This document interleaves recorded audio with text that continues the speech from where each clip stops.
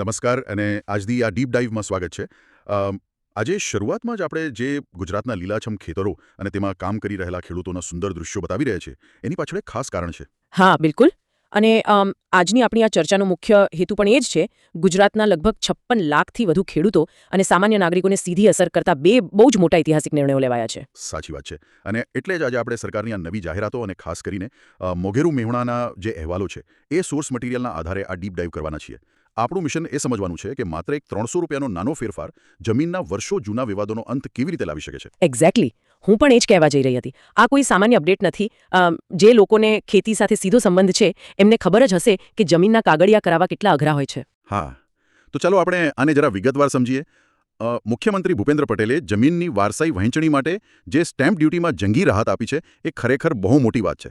હવે માત્ર 300 રૂપિયાની ટોકન સ્ટેમ્પ ડ્યુટીથી આ કામ થઈ શકશે. હા, અને આ બાબતને સમજવા માટે આપણે જૂની વ્યવસ્થા જોવી પડે.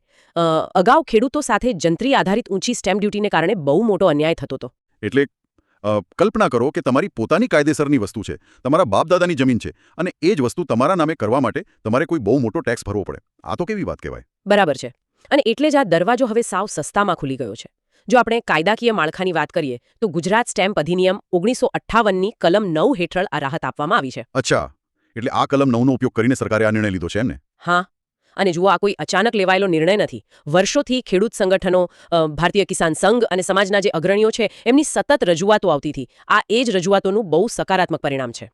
ઓહો, એટલે આટલા લાંબા સમયની મહેનત પછી આ નિયમ આવ્યો છે. તો એક સવાલ એ થાય કે આ નિયમમાં ખાસ શું છે અને આ ખરેખર કોને લાગુ પડશે? અહીં સૌથી રસપ્રદ બાબત એ છે કે આ રાહત સંયુક્ત કબજેદારો વચ્ચે થતા હક પરિવર્તન, નામ દાખલ કરવા કે પછી મિલકતની વહેંચણી જેવા દરેક વ્યવહારને લાગુ પડે છે. બરાબર. એટલે જો મારે મારા ભાઈઓ સાથે જમીન વહેંચવી હોય તો પણ આ 300 રૂપિયાવાળો નિયમ લાગુ પડે ખરો? હા, બિલકુલ. આમાં કાયદામાં બે પ્રકારની લીટી સમજાવવામાં આવી છે. એક સીધી લીટી અને બીજી આડી લીટી.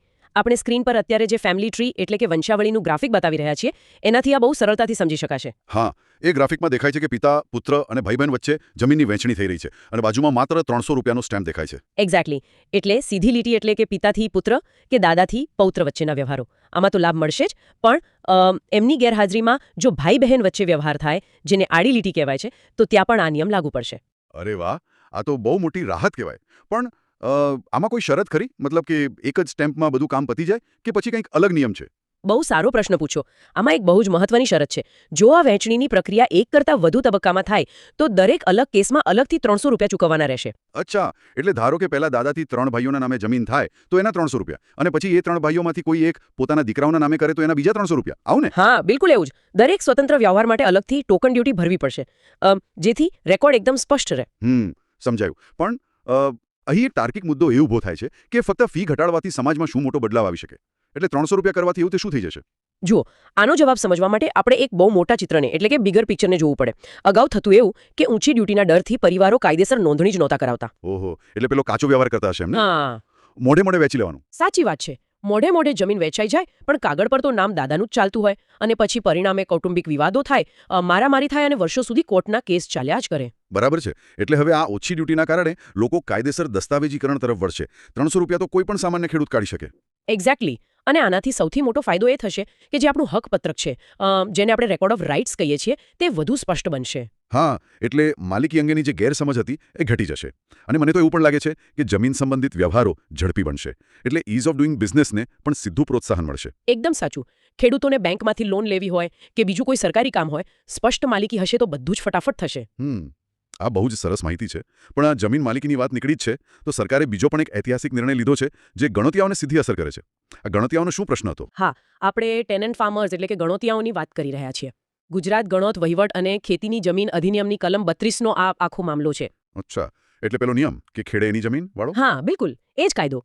પણ અહીં સમસ્યા એ હતી કે અજ્ઞાનતાના કારણે ઘણા ગણોતિયાઓએ જમીનની ખરીદ કિંમત સરકારમાં ભરપાઈ જ નહોતી કરી. ઓહો, એટલે જમીન ખેડતા હોય પણ પૈસા ન ભર્યા હોય એટલે કાયદેસરના માલિક ના ગણાય એમ? હા, એક્ઝેક્ટલી. અને આ કારણસર તેઓ કાયદેસરના માલિક ગણાતા ન હતા. એટલે જો ભવિષ્યમાં એમને ખેતીની જમીન વેચવી હોય કે પછી એને બિનખેતી એટલે કે એને કરવી હોય તો એમાં બહુ મુશ્કેલી પડતી હતી. બરાબર છે. કાગળ પર તો એમનું નામ માલિક તરીકે હોય જ નહીં. તો પછી આનો ઉકેલ શું લાવ્યો છે સરકારે? કોઈ છૂટછાટ આપી છે કે પછી જમીન પાછી લઈ લેવાની વાત છે? ના, જમીન પાછી લેવાની કોઈ વાત જ નથી. સરકારે બહુ નરમ વલણ અપનાવ્યું છે. 31 ડિસેમ્બર 2025ના અંતે બાકી રહેલા કેસોની સંખ્યા ધ્યાનમાં લીધી અને એક બહુ મોટો નિર્ણય કર્યો અચ્છા, એટલે આ મુદત વધારી આપી છે એમ હે? આપણે અત્યારે સ્ક્રીન પર જે કેલેન્ડરના પાના ફરતા હોય અને તારીખ 31 ડિસેમ્બર 2025થી બદલાઈને 31 ડિસેમ્બર 2026 થતી હોય એવું એનિમેશન બતાવી રહ્યા છીએ એ જ છે આ. હા બિલકુલ. ખરીદ કિંમત ભરપાઈ કરવાની મુદ્દત આખું 1 વર્ષ લંબાવીને 31 ડિસેમ્બર 2026 કરી દેવામાં આવી છે. આ એક બહુ મોટી લાઇફલાઇન છે હજારો ખેડૂતો માટે. સાચી વાત છે. 1 વર્ષનો સમય એટલે બહુ મોટો સમય કહેવાય. લોકો આરામથી પૈસાની વ્યવસ્થા કરીને પોતાની જમીન કાયદેસર પોતાના નામે કરાવી શકે. હા, અને એકવાર કાયદેસર માલિક બની જાય પછી તો એમને વિકાસના બધા જ રસ્તાઓ ખુલી જાય. કોઈ કાનૂની ગૂંચવણ રહે જ નહીં. બરાબર. તો ચાલો આપણે આખી ચર્ચાનો એક નિષ્કર્ષ કાઢીએ તો સરકારના આ 2 નિર્ણયો બહુ મહત્વના છે. એક તો વારસાઈ વેચણીમાં 300 રૂપિયાની સ્ટેમ્પ ડ્યુટી અને બીજું ગણોતિયાઓ માટે મુદત વધારો. હા, અને આ બંને નિર્ણયો ખેડૂતોને માત્ર આર્થિક રાહત જ નથી આપતા પણ સાથે સાથે સિસ્ટમમાં પારદર્શિતા અને કાયદેસરતાને પણ મજબૂત કરે છે. એકદમ સાચી વાત. એટલે સરકારનો આ પ્રયાસ ખરેખર પ્રશંસાને પાત્ર છે. હા, અને આ બધી વિગતો જોયા પછી મને એક બહુ જ મોટો પ્રશ્ન થાય છે જે શ્રોતાઓએ પણ વિચારવા જેવો છે. અચ્છા, કયો પ્રશ્ન છે એવો? જુઓ, જ્યારે ગુજરાતના લાખો ખેડૂતોના જમીનના દસ્તાવેજો એકદમ પારદર્શક અને વિવાદમુક્ત થઈ જશે ત્યારે આવનારા દાયકામાં ગુજરાતનું કૃષિ અર્થતંત્ર વિકાસની કેટલી નવી ઊંચાઈઓ સર કરશે. કારણ કે જે સમય અને પૈસા કોર્ટમાં બગડતા હતા એ હવે સીધા ખેતીના વિકાસમાં વપરાશે. ઓહો, આ તો ખરેખર બહુ જ પાવરફુલ વિચાર છે. જો આમ થશે તો ગુજરાતની ખેતીનું ચિત્ર જ આખું બદલાઈ જશે.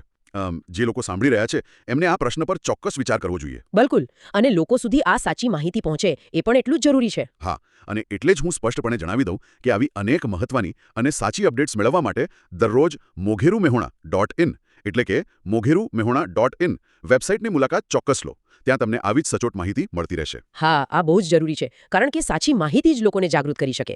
વિકુલ, અને અંતમાં હું કહેવા માંગીશ કે જો આ માહિતી ઉપયોગી લાગી હોય તો મોઘેરુ મેહોણા એટલે કે મોઘેરુ મેહોણા ચેનલને સબસ્ક્રાઇબ કરો, આ વિડીયોને લાઇક કરો અને વધુમાં વધુ ખેડૂત મિત્રો સુધી આને શેર કરો. હા, જેથી કોઈ પણ ખેડૂત આ લાભથી વંચિત ના રહી જાય. સાચી વાત છે. અને હા, આ નવા કાયદાઓ અંગે આપનું કોઈ સૂચન હોય કે કોઈ પ્રશ્ન હોય તો નીચે કોમેન્ટ કરીને ચોક્કસ જણાવો.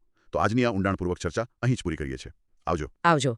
જાગૃત રહો અને સુરક્ષિત રહો.